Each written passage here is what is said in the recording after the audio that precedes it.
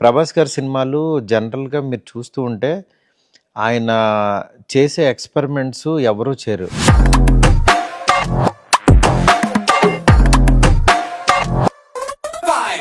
యాక్చువల్‌గా ప్రభాస్ గారికి 'ప్రేమ కథా చిత్రం' సినిమా చాలా ఇష్టం బేసికల్లీ. ఆయన 2, 3 సార్లు అన్నారనమాట. ఆ ఫన్ను, అది ఎలిమెంట్స్ ఇష్టం. నీ దగ్గర అలాంటి లైన్ ఉందన్నారు. నేను తీసిన తర్వాతే దగ్గర ఆ జోనర్‌లో ఒక 500 ఫిల్మ్స్ వచ్చినాయి. మీకు దెయ్యం అంటే ఒక నలుగురు కమెడియన్స్, ఒక ఇల్లు, దాంట్లో వాళ్ళు చేసే ఫన్ను, దెయ్యాన్ని రకరకాలుగా ఎన్ని రకాలుగా చేయాలో అన్ని రకాలుగా చూపించేశారు. ఒక బిగ్ స్టార్ వచ్చి మళ్ళీ హర్రర్ కామెడీ జోనర్‌లో ఒక సినిమా జరుగుతుందని అంటే, బిగ్ స్కేల్‌లో చెయ్యాలి అని అంటే మనం ఎంత చేసినా సరే కామెడీకి దీనికి పర్టికులర్ రెస్ట్రిక్షన్స్ ఉంటాయి.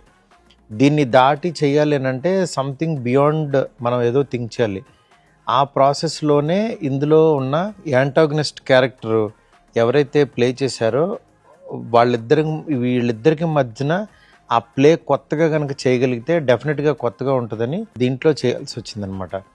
ఇది మీరు రేపు సినిమా రిలీజ్ అయిన తర్వాత చూస్తే ప్రభాస్ గారు కానీ నేను కానీ చాలా కష్టపడ్డాం. అది మీకు స్క్రీన్ మీదకి ఖచ్చితంగా ఒక కొత్త ఎక్స్పీరియన్స్ అయితే ఇవ్వగలుగుతాం.